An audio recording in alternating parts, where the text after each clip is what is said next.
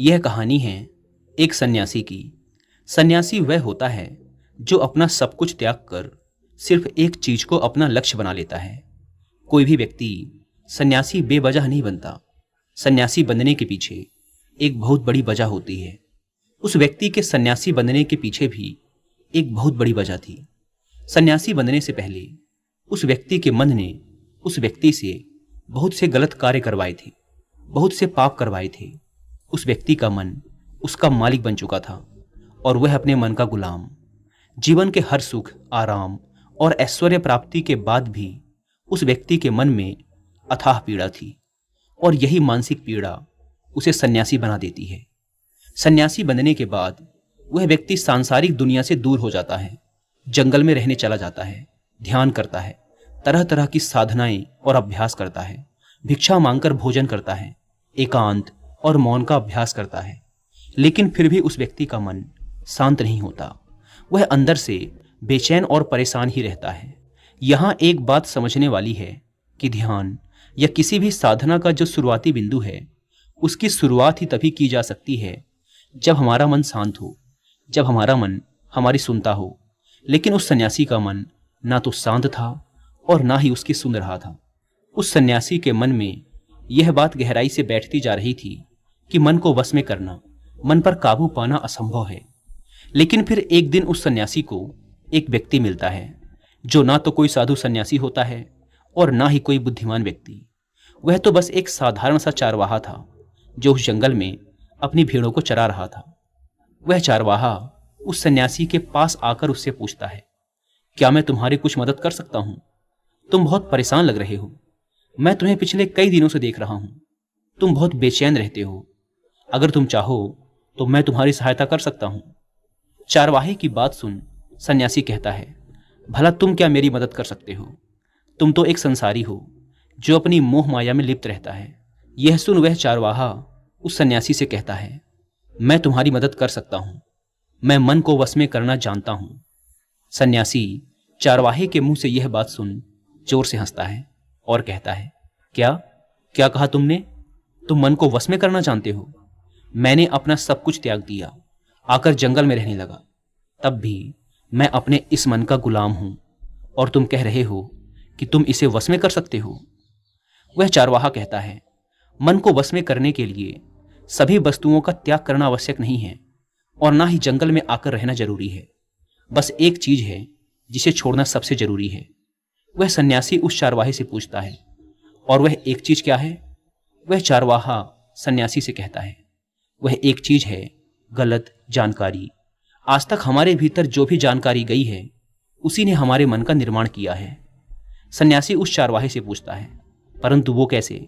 वह चारवाहा समझाते हुए कहता है, मान लो तुमने आज तक अपने जीवन में सेब का फल नहीं खाया, तुम्हें सेब के स्वाद के बारे में कुछ भी नहीं पता, तो क्या तुम्हारा मन कभी सेब खाने को कर सकता है? नहीं ना। इसीलिए हमारे मन का निर्माण जानकारी से होता है।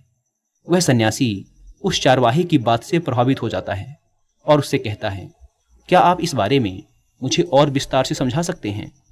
वह चारवाहा उस सन्यासी से कहता है, अगर तुम अपने मन को वश में करना चाहते हो तो अब मेरी बातों को ध्यान से सुनना। तुम अपने मन को वश में केवल तभी कर सकते हो जब तुम अपने मन की जड़ों को देख पाओगे। मन का निर्माण जानकारी से होता है और हमारे शरीर में जानकारी के 5 प्रवेश द्वार होते हैं। पहला, आंख। हम अपनी आंखों से जो कुछ भी देखते हैं, अच्छा या बुरा, वो सब हमारे मन की याददाश्त में इकट्ठा होता रहता है। दूसरा, कान। हमारे कान जो कुछ भी सुनते हैं वह भी हमारे मन में बीज के रूप में बो दिया जाता है। तीसरा, जीभ। जिस भी चीज का स्वाद हम एक बार ले लेते हैं वह हमारे मन की याददाश्त में अंकित हो जाता है। चौथा है नाक। जो भी हम एक बार सूंघ लेते हैं, खुशबू या बदबू, वो सभी हमारे मन में दर्ज हो जाती हैं। और पांचवा है त्वचा। जिस भी चीज को हम एक बार छू लेते हैं, स्पर्श कर लेते हैं, उसकी याददाश्त हमारे मन में कहीं ना कहीं अंकित हो जाती है। इन 5 शारीरिक दरवाजों से जो भी जानकारी हमारे अंदर जाती है वह जानकारी बीजों के रूप में जमा हो जाती है और धीरे धीरे वृक्ष बनती है। हमारा मन मिट्टी की तरह है जिसमें बीज बोए जाते हैं और हमारी बुद्धि बीज बोने वाले किसान की तरह है। अगर हमारी बुद्धि गलत जानकारी के बीजों को सही जानकारी के बीज समझकर बो देगी, तो जब भविष्य में वह बीज वृक्ष बनेगा तो वह खराब फल ही देगा। तुम्हारा मन तुम्हारे वश में इसीलिए नहीं है क्योंकि तुमने पहले से ही अपने मन में बहुत सारे गलत बीज बो रखे हैं और अब वो बीज बड़े वृक्ष बन चुके हैं। वह सन्यासी उस चारवाहे से पूछता है, तो अब मुझे क्या करना चाहिए, क्योंकि अब तक तो मैं बहुत सारे गलत बीज बो चुका हूं और जो बोए जा चुके हैं उन्हें वापस निकाल नहीं सकता। वह चारवाहा उस सन्यासी से कहता है, अब तक तुम अनजाने में गलत बीज बो रहे थे, लेकिन अब जानबूझकर सही बीज बोना आरंभ कर दो। भीतर अगर हजारों बीज गलत हैं तो क्या हुआ, अब से लाखों सही बीज बोने के लिए तैयार हो जाओ। तुम्हें बस पूरे दिन इस बात पर ध्यान देना है कि इन पांचों द्वारों से तुम्हारे भीतर क्या जानकारी जा रही है और जो जानकारी जा रही है वो सही भी है या नहीं। वह सन्यासी पूछता है, यह कब तक करना होगा। वह चारवाहा कहता है, पूरी जिंदगी भर। जिस प्रकार तुम हर दिन अपने पेट को अच्छा भोजन देते हो, उसी प्रकार तुम्हें हर दिन अपने दिमाग को भी अच्छा भोजन देना है, यानी सही जानकारी और सही विचार। जीवन में हर दिन हर पल तुम्हें सिर्फ दो विकल्प मिलेंगे, जिसमें से एक विकल्प तुम्हारे लिए सही होगा और दूसरा गलत, लेकिन तुम्हें हर बार सही विकल्प का ही चुनाव करना है। हमेशा याद रखना, सही विकल्प का चुनाव करते समय तुम्हारे भीतर पीड़ा पैदा हो सकती है, लेकिन वह पीड़ा सिर्फ कुछ समय ही रहेगी। इसीलिए चाहे तुम्हारे अंदर कितनी ही पीड़ा क्यों ना हो, तुम्हें हर बार सही का ही चुनाव करना है। जितनी बार तुम सही चुनोगे उतनी बार तुम अपने अंदर एक सही बीज बोओगे, और जिस दिन तुम्हारे अंदर के सही बीजों की संख्या गलत बीजों की संख्या से अधिक हो जाएगी, उस दिन तुम्हारा मन तुम्हारे बस में होगा। लेकिन उस दिन के लिए आज से, अभी से अपना प्रयास जारी रखना होगा। वह सन्यासी तो उस चारवाहे की बात को समझ जाता है, लेकिन क्या आप समझ पाए?